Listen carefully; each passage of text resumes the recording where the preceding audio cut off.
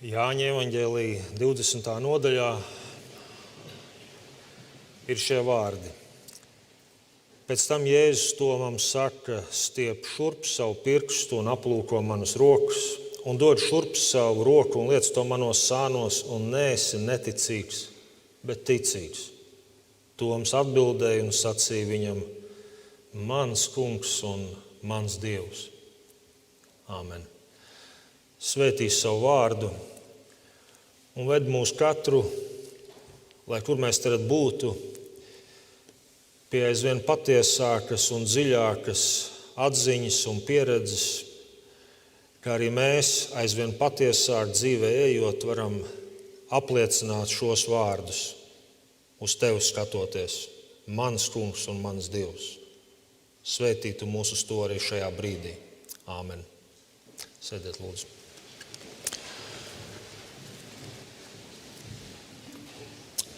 Šodien pēc dievkalpojuma mums būs draudzes pilnsapulcs. Ja būs kvorums, tad mēs arī varēsim kāds balsojums darīt.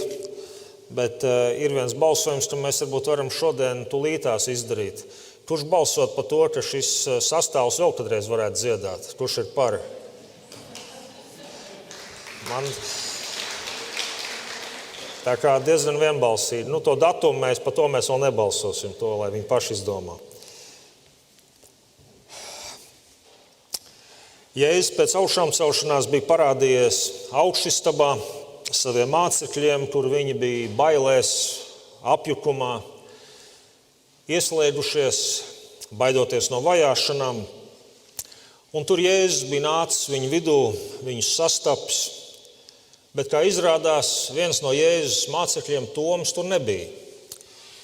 Un tagad ir tā situācija, pārējie mācekļi satiek Tomu un viņam saka: Jēzus ir augšām cēlies, viņš bija mūsu vidū, mēs viņu satikām. Bet Toms ir godīgs un jau gana vīlies dzīvē. Un, protams, ļoti liela vilšanās ir Kristus piesišana pie krusta. Un vai gan mums katram arī nav bijuši gadījumi dzīvē, kur mums ir kaut kam grūti noticēt, un varbūt kādi cilvēki mums kaut ko stāsta, un mums tas izklausās pārāk labi, lai būtu patiesība. Un tas trakākais reizē mums ir bijusi taisnība. Un arī Tomam šeit ir saprotamas šaubas. Un, protams, mēs varam skatīties uz Tomu un ieņem šo nostāju līdzīgi, kā tas ir iegājies, ka Toms tiek saukts šajā brīdī par šo neticīgo Tomu. Un tāds ja viņš arī ir, bet, protams, mēs varam reizēm skatīties uz cilvēkiem un meklēt, kur kādam ir kādas šaubas un neticība. Un tad uz tā fona, protams, paši neko daudz pie sevis nemainot, mēs varam sajusties pēkšņi ļoti ticīgi. Bet skaidrs ir viens. Toms nevēlas dzīvot tālāko dzīvi, balstoties tikai uz to, ka viņam kāds kaut ko saka, kas ir patiesība. Viņš pats vēlas pieredzēt. Un šajā lietā mēs taču visi varētu tiekties būt vairāk kā Toms. Viņš pats vēlas pieredzēt. Un tad viņš saka šos vārdus, kurus mēs lasījām un kuru dēļ viņu mēdz saukt par neticīgo Tomu, šaubīgo Tomu. Bet ja mēs iedziļināmies, mēs sapratīsim, ka šie vārdi neizsaka visu patiesību par viņu. Viņš saka šos vārdus: ja es neredzu naglu zīmes un nelieku viņa rokās, un nelieku savu pirkstu tajās rētās, un nelieku savu roku viņa sānos, kur ir šķēpa durtā brūce, kur Jēzum tika iedurts sānos, lai pārliecinātos, ka viņš ir miris, pirms viņš tika noņemts no krusta. Ja es to neredzu, es neticēšu. Bet viņš jau nesaka neko nesaprātīgu. Viņš tikai saka: ja jūs man sakiet, ka jūs esat piedzīvojuši, tad es neprasu neko vairāk, kā piedzīvot to, ko jūs esat piedzīvojuši. Es nevēlos dzīvot ar tādu otrās pakāpes ticību, ka jūs būsiet piedzīvojuši, un es tikai balstīšos uz to, ko jūs man sakiet.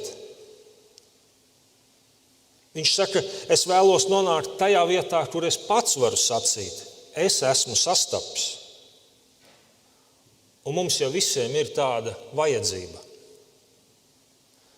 Līdzīga situācija ir aprakstīta evaņģēlijā, kur Jēzus sastopa sievieti, samarieti pie akas, pie Jēkaba akas. Un tur ir ļoti dziļa saruna, kas pārmaina šīs sievietes dzīvi. Jēzus viņai ļoti īpašā veidā parāda žēlastību un rāda viņai ceļu, kā tālāk dzīvot. Un šie sievieti uzaicina Jēzu nākt līdzi uz viņas pilsētu, kur viņi dzīvo. Un Jēzus tur aiziet un paliek vairākas dienas, un šīs sievietes saka, nāciet redzēt, šis ir cilvēks, kas visu ir zinājis par manu dzīvi, un viņi pat vēl nevar īsti to pareizos vārdos izteikt. Un pēc kāda laika, kad Jēzus tur ir palicis vairākas dienas, tie cilvēki saka, mēs ticam nevairs tikai tavas runas dēļ, bet tāpēc, ka mēs paši esam dzirdējuši un redzējuši. Nevis es esmu tikai sastapis kādu, kurš ir sastapis, bet es pats esmu sastapis. Un tā patiesība ir tā, ka tas ir pieejams arī šodien, arī 21. gadsimtā. Un tur, kur mēs sastopamies, nevis tikai dzirdam citu pārstāstus, tur dzimst īsta ticība. Bet Jēzus respektē Tomu lūgumu un viņa vēlme pārliecināties. Jēzus nesaka, tev vienkārši vajag ticēt un uzdot mazāk jautājumus. Jēzus saka, nāc un pieskaries. Pēc 8 dienām Jēzus atkal nāk mācekļu vidū un saka, nāc un pieskaries. Dievs, protams, nebaidās no mūsu jautājumiem un šaubām, bet zīmīgi viņš arī neļauj mums palikt attālumā. Viņš saka, tad nāc tuvāk, nāc daudz tuvāk.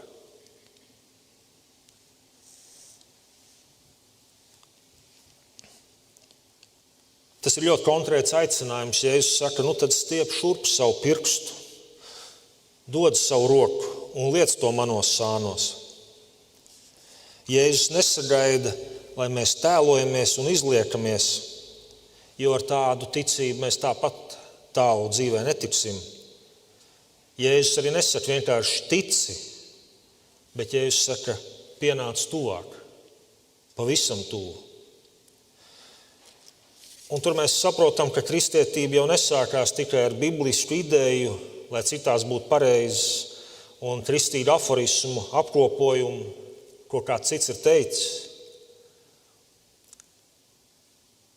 Bet kristīgais dzīves ceļš sākas ar tuvumu. Un tas mūs katru kādā dzīves brīdī, tad, kad tas brīdis ir pienācis, pamatīgi izaicina. Jo mēs bieži gribam Dievu saprast no attāluma, tā droši, tā kontrolēti, bez riska. Bet Jēzus saka, nāc tuvāk, izstiep savu roku. Un tik līdz tu to izstiepsi, tu mani aizsniegsi. Un tad augšām celšanas gaismā šīs rētas iegūst citu nozīmi. Tur notiek kaut kas ļoti dziļš un pārveidojošs. Jēzus aicina Tomu un rāda viņam savas rētas, jo redziet, augšām celšanās nav cenšanās ciešanas aizmirst. Uzvara nav spējā aizmirst to, kas ir bijis sāpīgs, bet spējā to pārspēt un pacelties tam pāri, apklājot visu ar mīlestību. To jau arī Kristus dara svētā vakarēdienā, kad viņš saka, pieminiet to. Jo vakarēdienas jau nav domāts, lai vienkārši daudzinātu ciešanas un sāpes. Vakarēdienas ir domāts, lai mēs apzinoties šīs sāpes ieraudzītu, kā Dievs savā mīlestībā vislielākās sāpes spēj apklāt un pacelties tām pāri. Un tas jau katram mums ir vajadzīgs, lai mēs iegūtu dzīvē to, ko sauc par dzīvību, par gara klātbūtni, par mūžīgo dzīvību. Citādi jau tas nenotiek.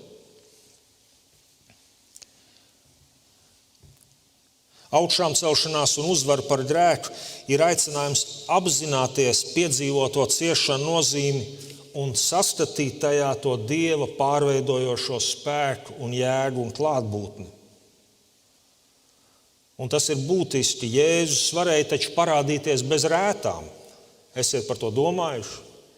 Jēzus ir savā augšām celtā miesā, un turpat sacīts, viņš nāk telpā, kur ir aizslēgts durvis. Tā ir garīga miesa, kas spēj atklāties un būt līdzās. Un vai tad Jēzus nevarēja augšām celties ar pilnīgi atjaunotu miesu? Ja šodien cilvēki veic plastiskās operācijas, lai tiktu vaļā no savām rētām un pat krunkām un izskatītos jaunāki, vai Jēzus nevarēja savā dievišķā spēkā augšām celties bez rētām? Protams, ka varēja, bet viņš to zīmīgi nedara.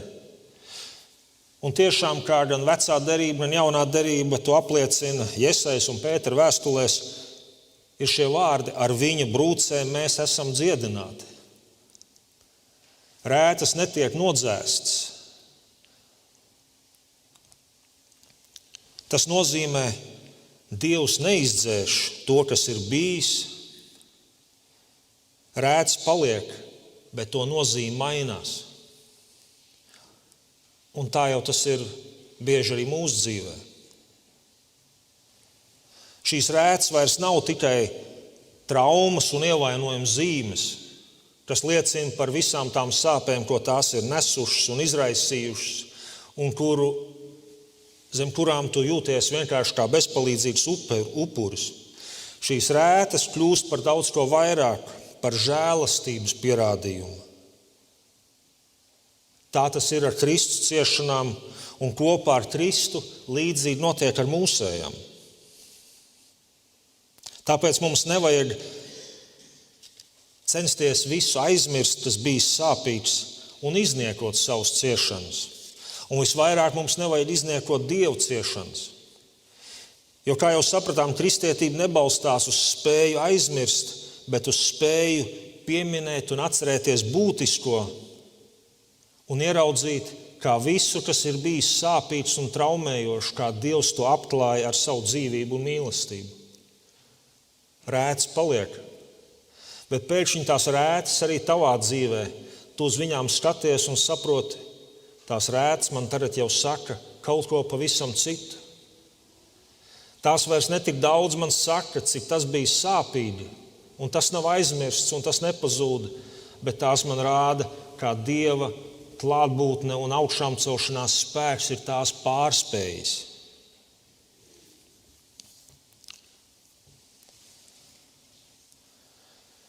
Ir cilvēki, kas atceras, lai paliktu ievainoti un varētu uzturēt savu upuru stāstu. To mums noteikti nevajag darīt. Katru reizi, kad cilvēks vēlas sevi pasniegt par upuri, to pat baznīcas tēvu sen sacīja, tas ir demonisks spēks, kas cilvēku tādā veidā sasaista. Bet mēs esam aicināti atcerēties, lai apzinātos dziedināšanu, kas ir bijusi pieejama un notikusi. Lai mēs novērtētu Dievu klātbūtni tajā, kas mūsu dzīvē ir noticis. Un šī ievainojamība nepazūd augšām celšanās brīdī, tāpat paliek mūžībā. Bet tā vairs nav tā pati. Tā kļūst par vietu, kur spīd žēlastība. Tas nozīmē, ja tu gribi zināt, kāds ir Dievs, tev ir jāskatās uz viņa rētām.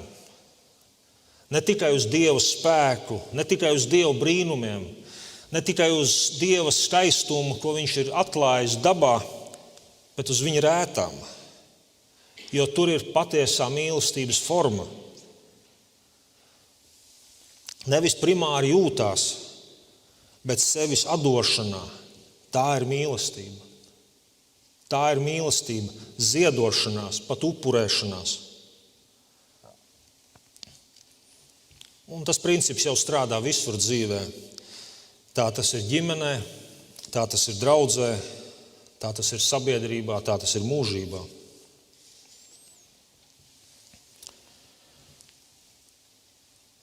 Tuvums vienmēr iet cauri ievainojamību. Bez tā, ka tu riskē būt ievainots, nav iespējama patiesa tuvība. Un tāpēc arī Dievs caur Jēzu Kristu kļūst ievainojams. Ne tāpēc, ka viņš būtu vājš, bet tāpēc, ka viņš vēlas būt tuvs. Un kad to mēs saprotam, tas maina mūsu skatījumu uz mūsu pašu dzīvi. Jo redziet, ja mēs gribam dzīvot tikai droši, mēs nekad nekļūsim patiesi tuvu viens otram. Ne ģimenē, ne draudzē, nekur. Ne Dievam, ne cilvēkiem. Pat ne savā ģimenes vidū. Jo, lai būtu tuvums, ir jāpaliek atvērtam. Un palikt atvērtam nozīmē neatkāpties no savas ievainojamības. Un bieži tas ir ļoti grūti. Īpaši, ja mēs esam reiz sāpināti, ja mēs esam vīlušies, tad mēs varam sākt slēpties no tuvības, aiz šķietams pašpietiekamības, aiz kaut kādas uzpūstas pārākums sajūtas, aiz lepnuma. Reizēm mēs varam izdomāt, ka mēs vienkārši esam introverti. Bet nav cita ceļa uz jēgpilnu dzīvi, kā atvērties, kā pielaist tuvu, kā riskēt būt ievainotam. Jo, protams, ja tu mīlēsi, tev sāpēs. Kaut vai tik vienkārši iemeslu dēļ, ja tu mīlēsi, tie, kur tu mīli, var aiziet no šīs dzīves pirms tevis, un tās būs skumjas, lielas skumjas. Un tev var nākties aiziet pirmam, un viņiem būs skumjas. Un tad varētu šķist, drošāk tad jau ir nemīlēt, bet tāda dzīve ir tukša. Labāk ir mīlēt un piedzīvot šķiršanās sāpes un rētas nekā nemīlēt. Jo šīs sāpes nav tukšas. Un viss, ko tu būsi darījis mīlestībā, beigās tavā dzīvē nesīs piepildījumu. Un viss, ko tu būsi darījis aiz drošības aprēķina, ātrāk vai vēlāk iztukšos. Un tad ir zīmīgi, kas paliek mūžībā. Kas reiz bija tas, ko Kristus ar savu augšām celto miesu uznesa debesu valstībā no šīs pasaules? Atbilde ir rētas.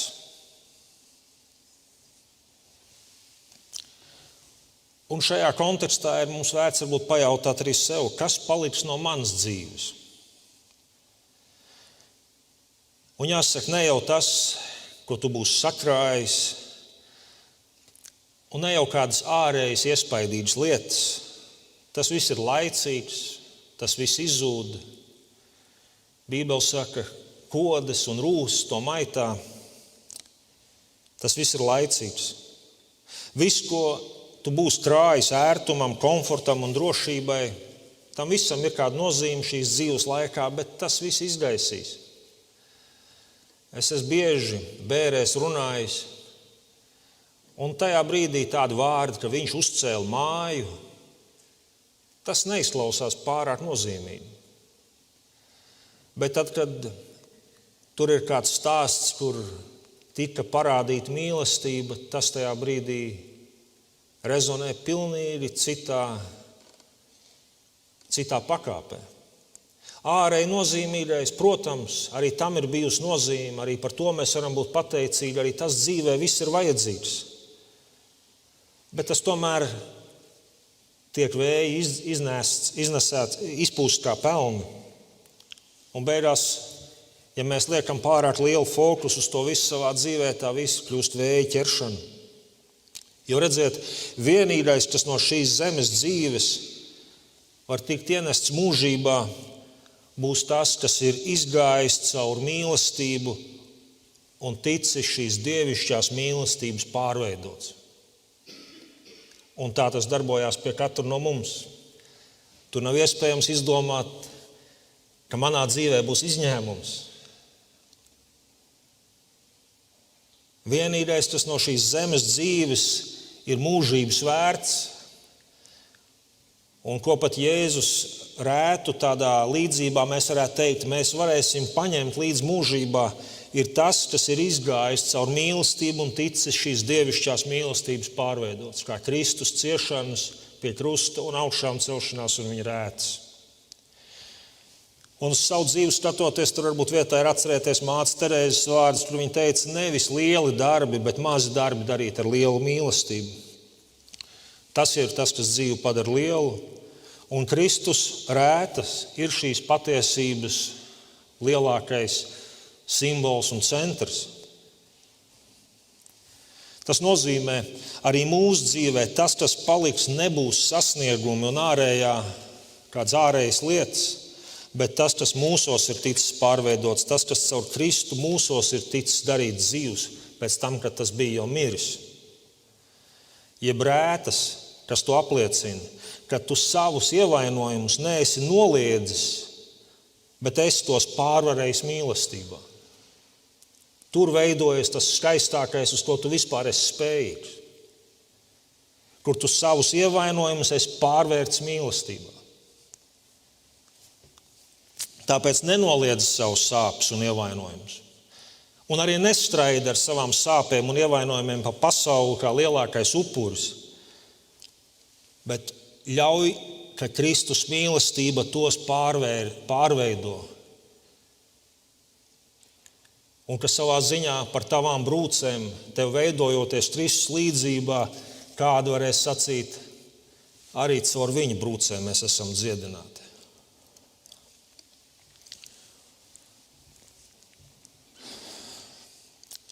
Tavas dzīves lielākā bagātība ir rētas, caur kurām tu esi uzvarējis ļaunumu, ievainojumus, reizēm pat citu muļķību. Un ja tu esi varējis to visu uzvarēt mīlestībā, Dieva mīlestībā.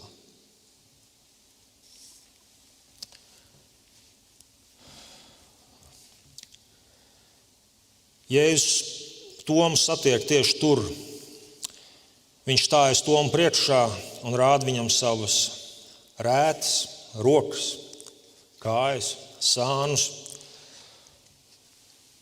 Viņš neko neslēp, viņš rāda visu, un tad notiek šis dziļais, mistiskais brīdis. Toms redz rētas.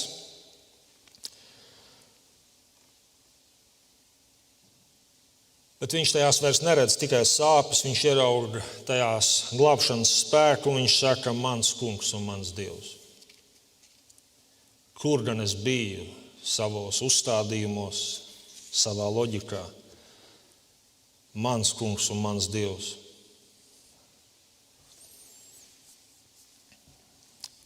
Mums visiem tas ir nepieciešams. Nevis dzīvot aizvainojumā par to, ko citi darījuši, nevis dzīvot dusmās uz sevi par to, ko mēs paši esam darījuši nepareizi, un mums visiem tādas lietas ir, un nevis skatīties uz Dievu un domāt, ka Viņš mums kaut ko ir nodarījis, bet savos ievainojumos ieraudzīt Dieva glābjošo spēku un klātbūtni un sacīt šos vārdus, mans kungs un mans Dievs. Jo redziet, tas, kas mūs atved līdz šim brīdim, ka mēs varam stāvēt Dievu priekšā, reizēm jau nav nekas cits kā mūsu ievainojumi. Jo kur gan tu būtu, ja tavā dzīvē viss būtu vienmēr tikai izdevies tā, kā tu biji iedomājies, tas ir vajadzīgs labai un ērtai dzīvē? Kur tu būtu, ja visas tavas vēlmes būtu piepildītas? Ļoti iespējams, tu Dievu nemeklētu. Diemžēl tāda ir cilvēka daba. Bet tu esi tur, kur tu esi, un ja tur ir Kristus, tā ir labākā vieta, kur tu vari atrasties. Ja tu savā dzīvē esi nonācis situācijā, kur tev ir vajadzīgs meklēt Kristu, tā ir labākā situācija, kurā tu dzīvē vari atrasties. Tā ir lielākā veiksme, tā ir lielākā svētība. Nonākt tur, kur tu vari sastapties ar Kristu. Un tieši tāpēc reizēm ārēji panākumi mūžības skatījumā var kļūt par neveiksmi. Un bieži šo pašu nozīmīgāko sastapšanos mūsu dzīvē noorganizē tieši rētas. Tavas paša rētas, tavas šaubas, tava neticība tevi atved pie Kristus rētām. Un tieši tur notiek satikšanās, kas izmaina visu dzīvi. Un tad, kad tu viņu satiec šajā vietā, tad tu vari pasakīt, mans kungs un mans Dievs. Un citas nozīmīgas satikšanās jau nemaz dzīvē nav. ja šī tiek palaista garām. Un tad Jēzus saka, tu ticēji, tāpēc tu redzēji. Svētīgi tie, kas neredz un tomēr tic. Ko mums Jēzus ar to grib pateikt? Es domāju, viena no lietām ir tā, ka Jēzus saka, ātrāk vai vēlāk tev ir jānonāk dzīvē līdz vietai, līdz atziņai, kur tu uzticies. Viņš neaicina uz lētticību, viņš neaicina uz kaut kādu muļķīgu rosīšanos un tad atsaukties, ka tā bija Dieva griba. Viņš neaicina visām savām domām piedēvēt, ka Dievs tev tā teica, bet viņš aicina uz kādu dziļu uzticēšanos, kur tu paklausi, pat tad, kad tu visu līdz galam nesaproti. Jo, ja tu darīsi tikai to, ko tu ar savu pieredzi vari pārbaudīt un ar savu prātu izanalizēt, tad kādā brīdī tu paliksi ieslodzīts savā pieredzē un tava pieredze kļūs par tavu cietumu. Un Kristus tev aicina uz plašāku dzīvi. Viņš tev aicina plašumā, dziļumā, mūžībā, kas kādā brīdī taču pārsniegs tavu pieredzi un tavu spēju saprast. Vai tad ar savu spēju saprast mēs skatāmies uz mūžīgo dzīvību? Viņš ir no mūžības un viņa ceļi mums līdz galam nekad nebūs izdibināmi. Un tāpēc uzticēšanās ir vienīgais ceļš uz jaunu dzīvi, uz paplašinājumu. Ne akli, bet paļāvībā. Un tāpēc, ja tu redzi svētajos rakstos skaidrus aicinājumus uz mīlestību, piedošanu, žēlastību, kalpošanu, dari to situācijās, kur tu vēl nesaproti, kāpēc tas tev varētu būt izdevīgi. Jo jautājums nav par aprēķinu, jautājums ir par uzticēšanos. Un tieši tur sākas dzīve, kas ir lielāka par tevi pašu, pēc kuras īstenībā mēs visi esam izslāpuši. Un tāpēc Jēzus saka arī katram no mums, svētīts tu esi, ja tu neredzi, bet tici. Un šī uzticēšanās mūs ved uz mūžīgo, jo, kā svētie raksti saka, redzamais ir pārējošs, redzamais ir laicīgs. Viss, ko tu vari redzēt, pēc kāda laika nebūs, bet neredzamais ir mūžīgs. Un šodien arī Dievs katru no mums aicina nevis visu saprast, bet uzticēties. Un tieši tur, kur tu uzticies un atsaucies Dievam bez visa saprašanas, tur kādā noslēpumainā, bet spēcīgā veidā sākas mūžīgā dzīve. Āmen. Lūgsim Dievu.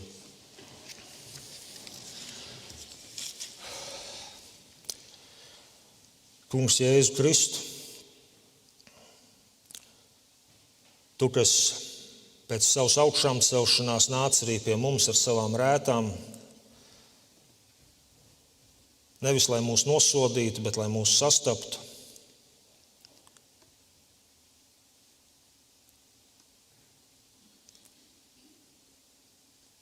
Tev mēs gribam atsaukties un ļauj mums katram dziļi piedzīvot šos vārdus, ka mēs varam sacīt mans kungs un mans Dievs. Paldies, ka tu mūs sastopi tur, kur mēs šaubāmies, tur, kur mēs esam savas pieredzes un sāpju ieslodzīti, tur, kur mēs vairs neuzdrošinamies ticēt. Dāvā mums tu katram drosmi nākt tuvāk, ne bēgt, ne slēpties, bet nākt pie tevis tādi, kādi esam. Un pieskaries lūdzu ar savām caurturtām rokām mūsu rētām un pārveido tās, lai mūsu ievainojumi mūs nenocietina, bet lai mūsu ievainojumi ir tie, kur piedzimst ticība. Māc mums uzticēties arī tad, kad mēs vēl neredzam, ved mūs dziļāk tavā klātbūtnē, tavā mīlestībā, tavā dzīvībā. Un dod, ka mēs šajā dzīvē, šodien un reiz mūžībā varam sacīt: mans kungs un mans Dievs. Āmen.